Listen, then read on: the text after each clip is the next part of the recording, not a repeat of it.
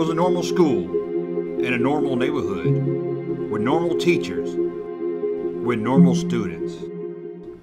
But for Amanda Mann, life was anything but normal. Right from day one, the Mann family knew their son was different. Not just due to his odd cucumber look, but he was very bright.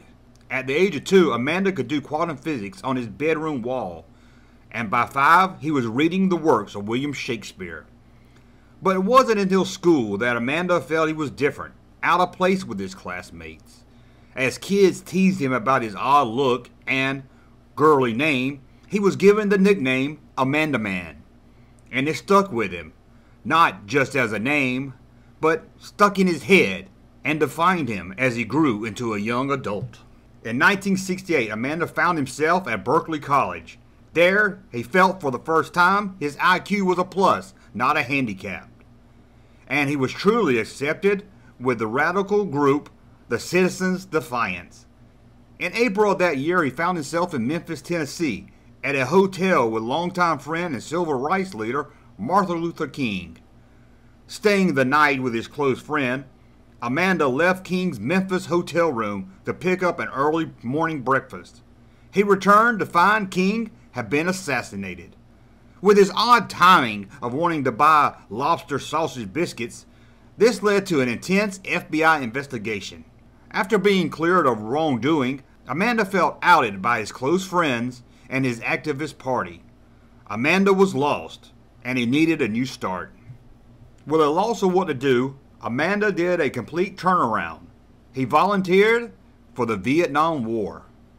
Due to his color and his ability to hide within the jungle, Amanda found himself in the middle of intense combat from almost day one.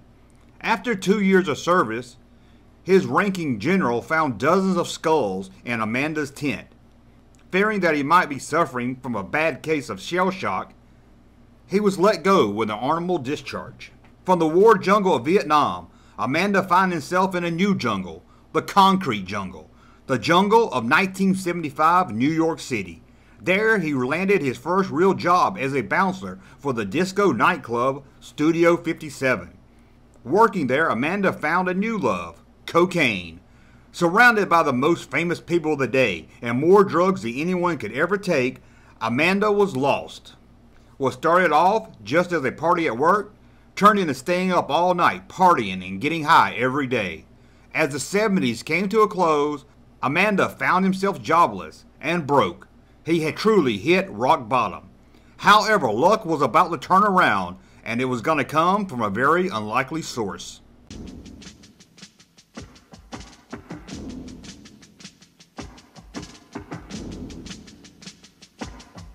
While living on the streets in 1982, Amanda ran into old Studio 57 partier Grace Jones, who decided to try and help her fallen friend. She checked Amanda into the Betty Ford Clinic, and it only took Amanda a record 2 days to become clean and sober. As he would tell his close friend Woody Allen, "When I set my mind to something, I do it, 100%. But the problem is finding something to set my mind on." After leaving the Betty Ford Clinic, Amanda set his mind on Los Angeles, California, and this is where he found his calling, by yet another lucky mistake. While eating a lobster donut at Randy's Donut, Star Wars creator George Lucas saw Amanda and was intrigued by his unusual look. Lucas, who was out scouting for his third Star Wars film, Return of the Jedi, was looking for a new alien, and was hoping to move away from using makeup and puppets. Amanda, to George Lucas, was perfect. He looked the part, but he had no acting training. Could he star as a background character in one of the most successful film series of all times? Well, after approving the script, Amanda agreed to the role that would forever change his life. In the summer of 1983, Return of the Jedi hit theaters and was, like the past films, a huge hit. The producers, the actors, George Lucas, all felt the success of the film. But what about Amanda? Due to some issues with likeness right contracts, he never found an action figure of himself on the Return of the Jedi card. Kids all over the world could play with Amanda's co-stars Weequay, Jabba, Salacious B. Crumb, and more. Without an action figure, kids quickly forgot about Amanda and his starring role as a background character in the Star Wars film. However, once again, luck would come to Amanda in an unlikely source. While at Berkeley College, Amanda had a class with Professor Duncan. Duncan left the college in the late 60s out of protest, and at that time he had become one of the most famous cartoon actors of the 80s. His action figure, based off his He-Man Masters of the Universe character, Man-at-Arms, was the 27th best-selling action figure in 1983. In 1984, Duncan formed Actors Without Figures to bring awareness to this growing issue. Hearing of the issue with Amanda, Duncan set his eyes on making right what was done wrong in 1983.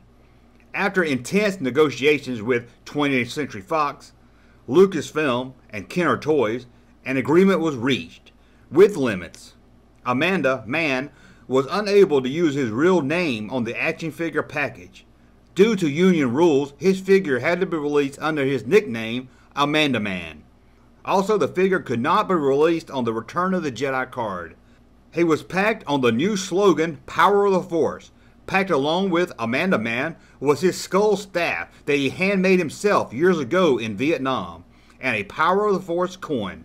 He was also allowed to appear on the trial logo card. However, his coin could not be released with it. Sadly, the toy company Kenner closed down the Star Wars action figure line the same year Amanda got his action figure. Due to this, many stores never carried him, and most kids were now moving away from Star Wars.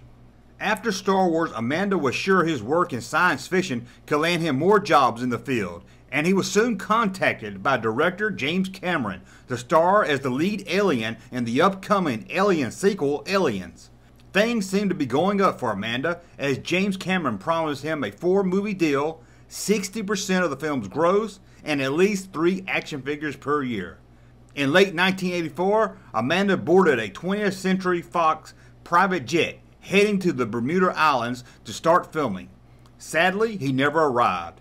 His plane crossed over the mysterious Bermuda Triangle, and his plane and Amanda was never heard from again. In 2004, President Obama officially classified Amanaman as deceased, lost at sea. But I like to think he's out there, somewhere, someplace, doing his thing, and just waiting for his return in a Star Wars film, a toy store, and our hearts. Thank you, sir, for that unsolicited testimony.